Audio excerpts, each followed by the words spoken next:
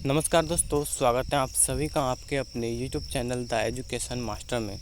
तो साथियों, SSC MTS की तैयारी आप लोग बहुत ही ज़बरदस्त तरीके से कर रहे होंगे, ऐसा दोस्तों मैं आशा करता हूं। ठीक है, अब दोस्तों यहाँ पर बात आती है कि कुछ बच्चे ऐसे होते हैं कि वो यहाँ पर चाहते हैं कि कोई हमें बता दे कि हम कितना टारगेट करें, एमटीएस के पेपर में कितने नंबर का टारगेट लेकर चलें, जिससे कि हमारा जो सिलेक्शन है वो हो सके। ठीक है, यानी कि वो सेफ़ स्कोर अपना पता करना चाहते हैं। तो उसी कड़ी में दोस्तों हम लेकर आए इस वीडियो को, जिसमें हम आपको अपना जो सेफ़ स्कोर है कि सेफ़ स्कोर आपका क्या रह सकता है, उसके ऊपर चर्चा करने वाले हैं। ठीक, तो यहाँ पर संपूर्ण जानकारी आपको मिलेगी और सेफ़ स्कोर को लेकर आपका जो भी डाउट है वो आपका यहाँ पर ख़त्म हो जाएगा। बिल्कुल दोस्तों, डिटेल से एनालिसिस करके हम सेफ़ स्कोर को आपके को बताएंगे। बिल्कुल दोस्तों,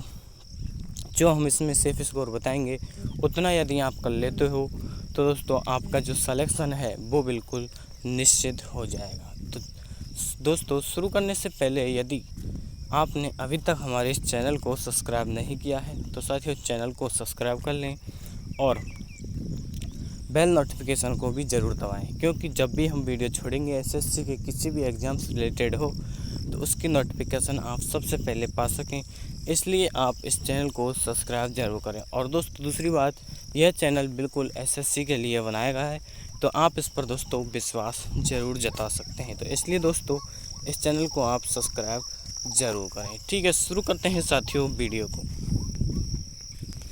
अब दोस्तों सबसे पहले जब हम आपको सेफ़ स्कोर बताएंगे तो उससे पहले साथियों हम जो एनालिसिस है, फुल एनालिसिस पहले करेंगे और उसके बाद दोस्तों हम आपको जो सेफ़ स्कोर है उसकी जानकारी देंगे। तो सबसे पहले दोस्तों एनालिसिस बहुत ज़रूरी है, उसी के माध्यम से दोस्तों आपको जो अपना सेफ़ स्कोर है वो आप पता कर सकते हैं। ठीक है, तो सबसे पहले अगर मैं बात करूं एमटीएस 2024 की, तो 2024 में आप सभी को पता होगा साथियों कि जो टोटल वैकेंसीज़ हैं, टोटल नंबर ऑफ़ वैकेंसी हैं वो आपकी हैं साथियों 8,326। ठीक है, 8,326 आपकी टोटल नंबर ऑफ़ वैकेंसी हैं। आप सभी को इतना तो बेसिक नॉलेज है दोस्तों, इतना तो आप सभी को पता ही होगा।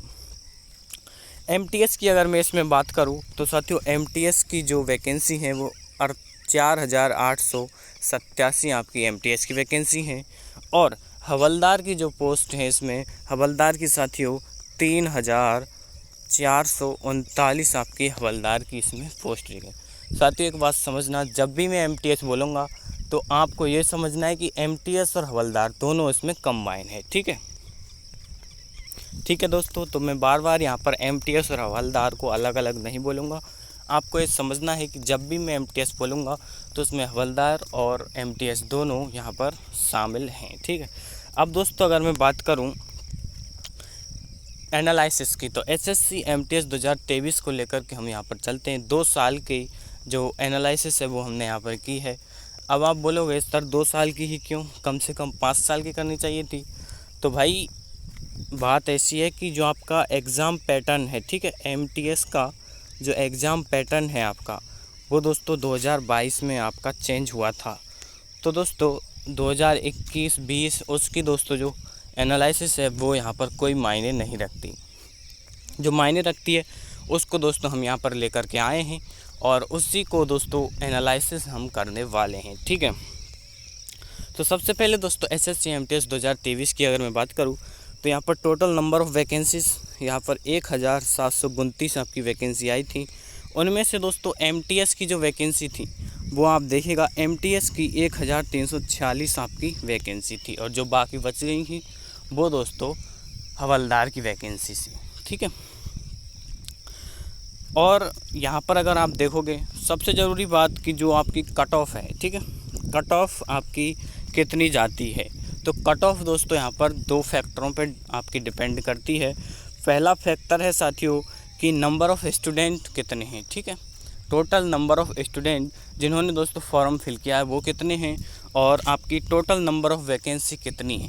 तो इन 2 फैक्टरों पर दोस्तों आपकी जो कट ऑफ है वो डिपेंड करती है। यदि दोस्तों वैकेंसी कम है और फॉर्म दोस्तों ज़्यादा लोगों ने फिल किया है, ठीक है, फॉर्म दोस्तों ज़्यादा लोगों ने फिल किया है, तो वहाँ पर दोस्तों ऑब्वियस सी बात है कि आपकी जो कट ऑफ है वो ज़्यादा जाएगी, ठीक है, क्योंकि वहाँ पर यदि फॉर्म ज़्यादा लोगों ने फिल किया है तो वहाँ पर दोस्तों जो कंपटीशन है वो बढ़ जाएगा, इसलिए दोस्तों आपकी जो कट ऑफ है वो भी हाई जाएगी।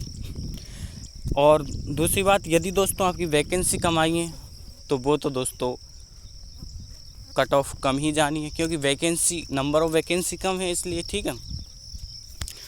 अब दोस्तों यहाँ पर बात करूँ यदि मैं 2023 की कट ऑफ की, तो आप देखेंगे कि जनरल की जो कट ऑफ है वो 135 रही थी।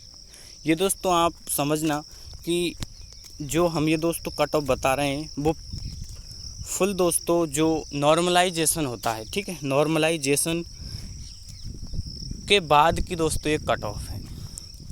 और नॉर्मलाइजेशन यदि इसमें से हम हटाएं तो आप दोस्तों इसमें से लगभग 5 से 7 नंबर यदि कम करोगे तो वो दोस्तों आपकी रॉ कट ऑफ हो जाएगी, ठीक है, जो आपकी जो नॉर्मलाइजेशन को हटा करके जो कट ऑफ बचेगी वो आपकी रॉ कट ऑफ हो जाएगी। अब दोस्तों 135 आपकी जनरल की गई थी आउट ऑफ 150, ठीक है, और यहाँ पर एससी की अगर मैं बात करूँ तो 131 गई थी। एसटी में यदि आप देखोगे तो 127 आपकी रही थी और ओबीसी की दोस्तों 134 रही थी। अब दोस्तों हम बात करते हैं 2022 की एनालिसिस की।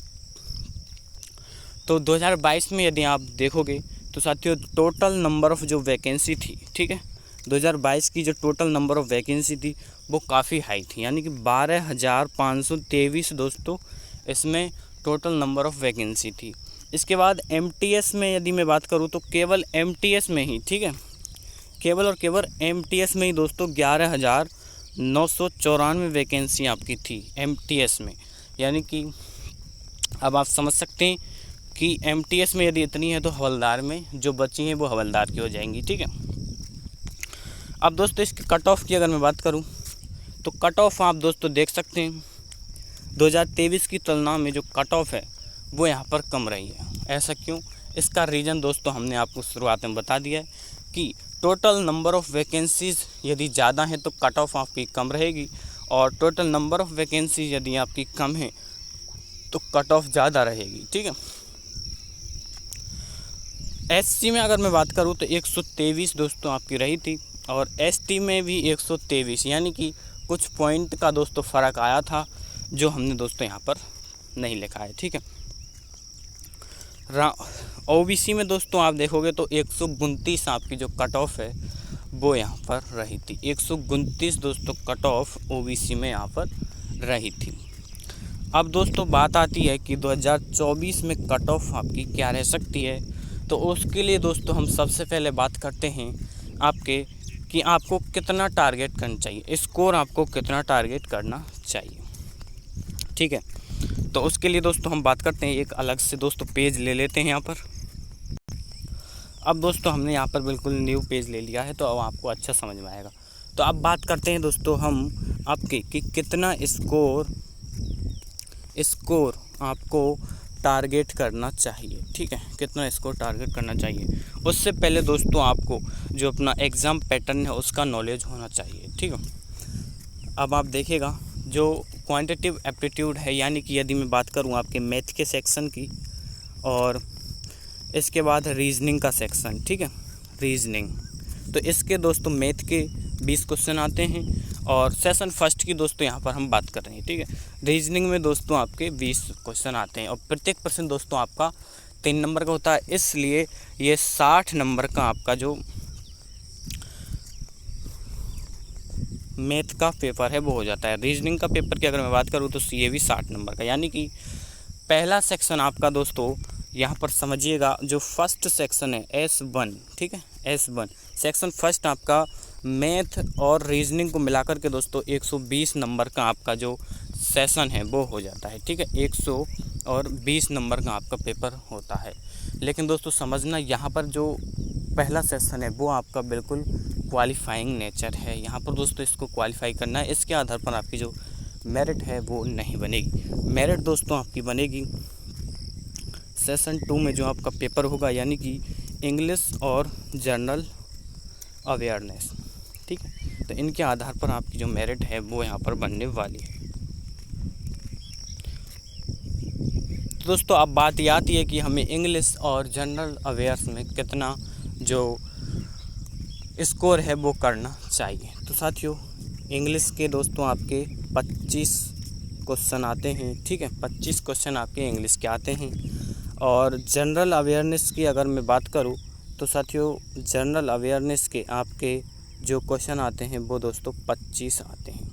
यानी कि टोटल नंबर की बात करूं तो 150 नंबर का आपका पेपर होता है, ठीक है, 150 नंबर का आपका पेपर होता है। अब दोस्तों चलते हैं उसी पेज पर।